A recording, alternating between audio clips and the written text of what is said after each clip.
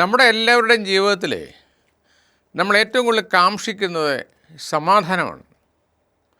സമാധാനമുണ്ടെങ്കിലേ നമുക്ക് സന്തോഷമുള്ളൂ.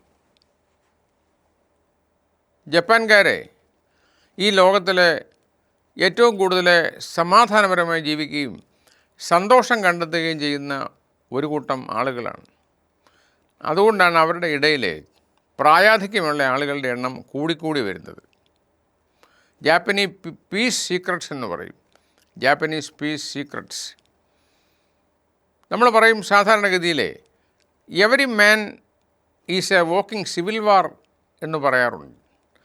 Every man is a walking civil war. ഓരോ മനുഷ്യനും നടന്ന് നീങ്ങുന്ന ഒരു ആഭ്യന്തര കലാപമാണെന്ന് പറയാറുണ്ട്. വളരെ ചുരുക്കത്തിൽ പറഞ്ഞാൽ എല്ലാവരും കൂടുതൽ പ്രശ്നങ്ങൾ നേരിടുന്നവരാണ്.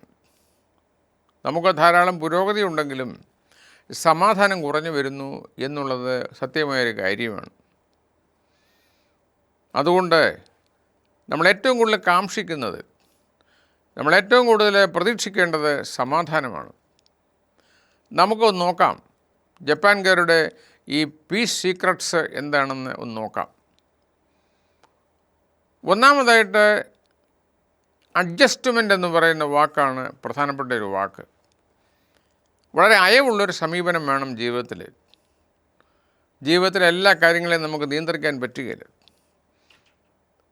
പക്ഷേ നമുക്ക് അഡ്ജസ്റ്റ് ചെയ്യാം. മറ്റുള്ളവരുമായിട്ട് താരതമ്യം ചെയ്യേണ്ട കാര്യമില്ല. മറ്റുള്ളവരെ വിമർശിക്കേണ്ട കാര്യമില്ല. പ്രശ്നങ്ങളെ കണ്ട് നിരാശപ്പെടേണ്ട കാര്യമില്ല. നമുക്ക് അഡ്ജസ്റ്റ് ചെയ്യാം എപ്പോഴും എന്നർത്ഥം. അതുകൊണ്ടൊരു അയവുള്ളൊരു സമീപനം എപ്പോഴും നല്ലതാണ്. രണ്ടാമതായിട്ട് ഇമ്പ്രൂവ്മെൻറ്റ്. എപ്പോഴും മെച്ചപ്പെടാനായിട്ട് ശ്രമിക്കണം. നമ്മുടെ വാക്ക് മെച്ചപ്പെടുത്തുക, നമ്മുടെ പ്രവൃത്തി മെച്ചപ്പെടുത്തുക. എപ്പോഴും എല്ലാവർക്കും ഇമ്പ്രൂവ്മെൻറ്റിന് സ്കോപ്പുണ്ട്. എല്ലാവർക്കും, എനിക്കും നിങ്ങൾക്കുമൊക്കെ എപ്പോഴും ഇമ്പ്രൂവ്മെൻറ്റിന് സ്കോപ്പുണ്ട്. അതുകൊണ്ട് ജീവിതം എപ്പോഴും മെച്ചപ്പെടുത്താനായിട്ട് മൊത്തത്തിൽ നാം ശ്രമിക്കണം. മൂന്നാമതായിട്ട് ബി കറേജിയസ് എന്നാണ് ജപ്പാൻകാർ പറയുന്നത്. ധൈര്യമുള്ളവരായിരിക്കുക. അതിനുള്ളൊരു മാർഗമാണ് നമ്മുടെ തെറ്റുകുറ്റങ്ങൾ നമ്മൾ മനസ്സിലാക്കുക. എവിടെയാണ് തെറ്റുകൾ വന്നെന്ന് മനസ്സിലാക്കുകയും ആ തെറ്റുകളെ ശരിയാക്കി മുന്നോട്ട് പോവുകയും ചെയ്യുമ്പോൾ നമുക്കൊരാത്മവിശ്വാസം ഉണ്ടാവും, ഒരാത്മധൈര്യം ഉണ്ടാവും. അതാണ് ബി കറേജിയസ് എന്ന് പറയുന്നതിൻ്റെ അർത്ഥം. നാലാമതായിട്ട് നമ്മൾ നന്ദിയുള്ളവരായിരിക്കുക, ഗ്രാറ്റിറ്റ്യൂഡ്. നമുക്കറിയാം, നമ്മൾ ഓരോ പ്രഭാതത്തിലും എഴുന്നേൽക്കുന്നു, എത്രയോ പേർ അപകടത്തിൽപ്പെടുന്നു. എന്തെല്ലാം അപകടങ്ങൾ, എന്തെല്ലാം അക്രമങ്ങൾ, എന്തെല്ലാം അസുഖങ്ങൾ. എത്രയോ പേരുടെ കഥകൾ നമ്മൾ വായിക്കുന്നു, കേൾക്കുന്നു. പക്ഷെ നമ്മൾ ഇന്ന് ഭാഗ്യം ചെയ്തവരാണ്. നമ്മൾ രാവിലെ എഴുന്നേറ്റു, നമ്മുടെ കാര്യങ്ങളൊക്കെ ഭംഗിയായി നടന്നു. അതിനെ നമുക്ക് ദൈവത്തോട് നന്ദി പറയാം. ഗ്രാറ്റിറ്റ്യൂഡോടുകൂടി ജീവിക്കാം, നന്ദിയോടുകൂടി ജീവിക്കാം. അഞ്ചാമതായിട്ട് യു ലിവ് ടുഡേ. ഇന്ന് ജീവിക്കണം. ഈ നിമിഷം എന്ന് പറയുന്നതാണ് യാഥാർത്ഥ്യം. ഇന്നലകളെപ്പറ്റി കൂടുതൽ പറയണ്ട, നാളെയെപ്പറ്റി കൂടുതൽ ഉത്കണ്ഠയും വേണ്ട. You live today. ഇന്ന് എന്ന് പറയുന്നൊരു യാഥാർത്ഥ്യമാണ്. അതുകൊണ്ട് യാഥാർത്ഥ്യത്തിൽ ജീവിക്കണം. ഈ 5 കൂട്ടം കാര്യങ്ങൾ ഓർത്തിരിക്കണം. 1, അഡ്ജസ്റ്റ് ചെയ്യുക. 2, ഇമ്പ്രൂവ്മെൻറ്റിന് സ്കോപ്പുണ്ട് എന്ന് ഓർത്തിരിക്കുക. 3, ബി കറേജിയസ്.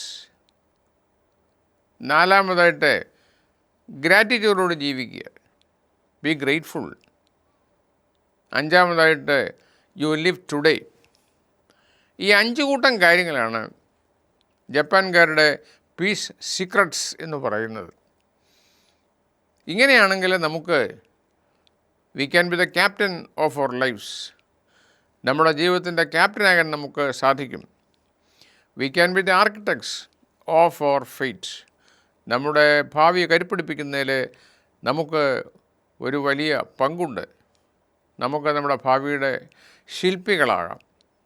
അപ്പോൾ നമുക്ക് സന്തോഷകരമായിട്ട് ഈ ഭൂമിയിൽ ജീവിക്കാം. നമുക്ക് എന്തെല്ലാം ഉണ്ടെങ്കിലും കൊള്ളാം. സമ്പത്തോ സൗന്ദര്യമോ വിദ്യാഭ്യാസമോ ഒന്നുമല്ല. നമ്മുടെ മനസ്സിൻ്റെ ആ മനോഭാവം ആണ് ഏറ്റവും പ്രധാനം. അതുകൊണ്ട് ഈ സമാധാനം എന്ന് പറയുന്ന ഈ ഒരു അവസ്ഥ നമുക്കുണ്ടാക്കിയെടുക്കാനായിട്ട് നമുക്ക് ശ്രമിക്കാം. നമുക്ക് ജപ്പാൻകാരെ പോലെ ദീർഘായുസ്സുള്ളവരായി മാറാം.